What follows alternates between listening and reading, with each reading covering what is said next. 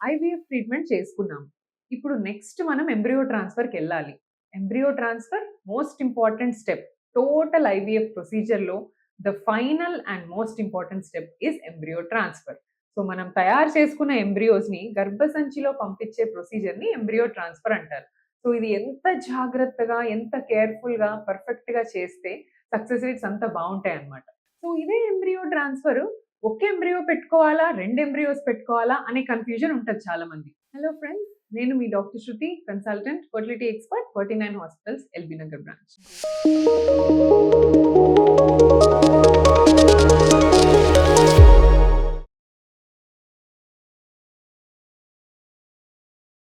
Previously ఒక 6-7 years back ఏంటంటే, అప్పుడు మనం ఓన్లీ డే 3 అంటే మూడో రోజు ఎంబ్రియోలను మాత్రమే పెట్టేవాళ్ళం. సో, 1 ఎంబ్రియో పెడితే సక్సెస్ రేట్ చాలా తగ్గిపోయింది. అందుకనే డే 3 ఎంబ్రియోస్ 2 గాని, 3 గాని పెట్టుకునేవాళ్ళం. బట్ ఇప్పుడు ఉన్న టెక్నాలజీ, బ్లాస్టోసిస్ట్ కల్చర్, ల్యాబ్‌లో జరిగే అడ్వాన్స్‌మెంట్స్ వల్ల బ్లాస్టోసిస్ట్ మాత్రమే మనం ట్రాన్స్‌ఫర్ చేస్తున్నామన్నమాట. సో, డే 5కి మూవ్ అయిపోయాం ఆల్రెడీ.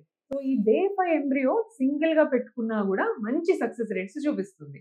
సో 2 ఎంబ్రియోసా? 1 ఎంబ్రియో అనేది it depends on the grade of the embryo and మీ వయసెంత ఆర్ ప్రీవియస్ మీకెన్ని ట్రీట్మెంట్స్ ఫెయిల్ అయ్యాయి ఆర్ ఈ చాలా కండిషన్స్‌ని డిపెండ్ చేసి మనం డిసైడ్ చేసుకోవచ్చు. సో, ఇప్పుడు కొంతమందికి ఫస్ట్ టైమ్ ట్రాన్స్‌ఫర్ చేస్తున్నారు or they are already open for twins అన్నప్పుడు మనం 2 ఎంబ్రియోస్ ట్రాన్స్‌ఫర్ చేసుకుంటే we can almost reach up to 65-70% success. But కొన్ని కండిషన్స్ ఉన్నారు.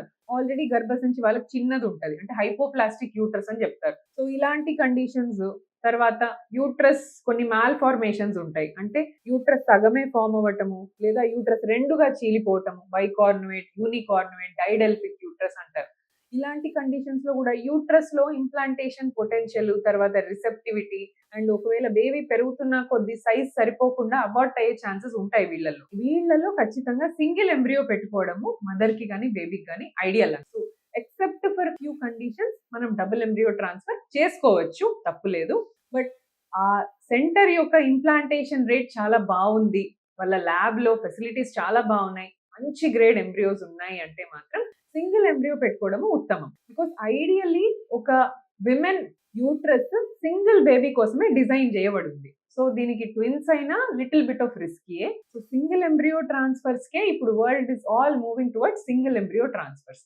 బట్ ట్విన్స్ ఉన్నా గూడా టెన్షన్ పడనవసరం లేదు. బికాజ్ యూ హావ్ మానిటర్డ్ కంటిన్యూయస్‌గా మనం చేస్తూ ఉంటాం కాబట్టి, we check the scans regularly, we check your vitals అన్నీ చూస్తూ వస్తాం కాబట్టి ట్విన్ ప్రెగ్నెన్సీ అయినా టెన్షన్ పడడానికి లేదు. సో, మీ వచ్చిన గ్రేడ్‌ని బట్టి you have to discuss with your fertility expert and also the embryologist and then take a call for whether you have to go for single embryo versus double embryo. So, single ఎంబ్రియోకి కూడా equal success rates ఉన్నాయి కాబట్టి do not worry if your doctor advises your single embryo transfer. So, ఎంత మంచి embryos పెట్టుకున్నా single చేసినా, double చేసినా ఒక్కొక్కసారి ఫెయిల్ అవ్వచ్చండి. Because IVF is not 100%. మేము డాక్టర్‌లమే కానీ దేవుళ్ళం కాదు. So, whatever is there in our hands we try to do the best. So, trust your doctor and trust the process. Thank you.